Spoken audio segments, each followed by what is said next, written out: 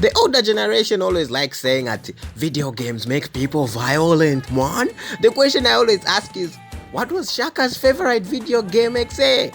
Because the violence these ones were putting on each other was wild, man. So, listen.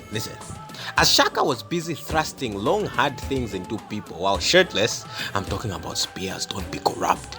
Anyway, as Shaka was rising, a powerful Ndwandwe chief called Zwide, like any normal person, decided to come up with a strategy of his own to counter Shaka.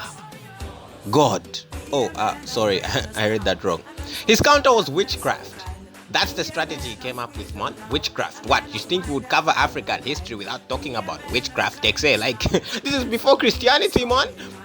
You see, Zwide had a mother called Ntombazi, who was a full-fledged witch. You know how a mom likes watching Zuma in her free time or calling you to pass her the remote that is right in front of her? Zwide's mom's hobbies included gathering the skulls of vanquished chiefs to use in her dark rituals. I need you to keep this in mind. It will be important later in the video. Anyway, Nandi's baby daddy, Senza Akona, Shaka's Bali, finally passed away in the year 1816, and he named Sikujana as king over Shaka's cold dead body, man.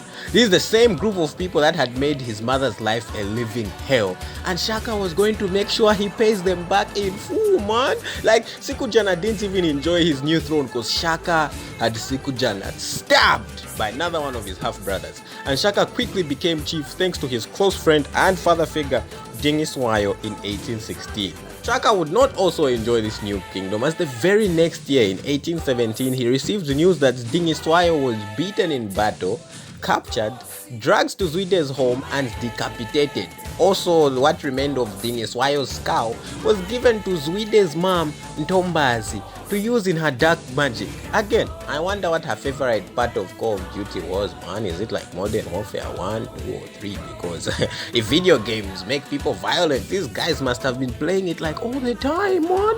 The only thing left was to get rid of Dingiswayo's student, Shaka. Simple, right? So Zwide decided to send 5 of his sons with 12,000 soldiers as a sacrifice. To fight Shaka with his 5,000 soldiers. Shaka was on top of the hill somewhere going, damn, how unfair, man. And I'm sure the soldier was like, yeah, they have twice our numbers. For them, huh? How unfair for them, Do you think I should give them time to gather a bit more soldiers to make it more fair? Because this is just sad, man. They have twice our number, right? So unfair for them.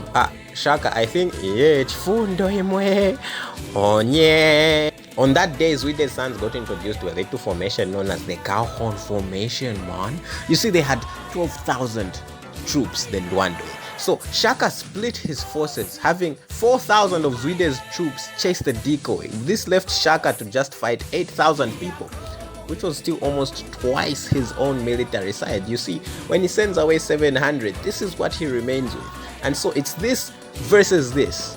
From the 8,000 that chased Shaka, only 100 managed to escape back to Zwide.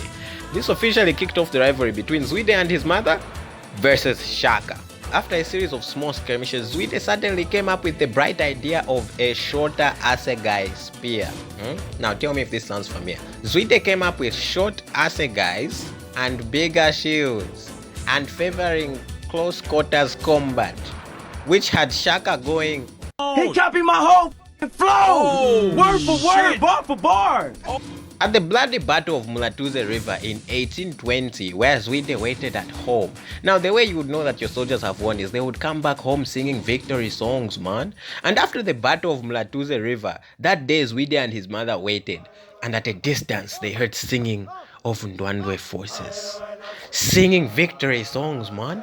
Meaning they had beaten the Zulu. They had finally beaten Shaka. With a deep sigh of relief and happiness, most of the people within the capital ran out to meet the soldiers. But the closer they got, they noticed something off about the soldiers, man. And standing there, they realized they had been scammed. It was in fact Shaka and his homies that were singing Ndwandwe songs, man.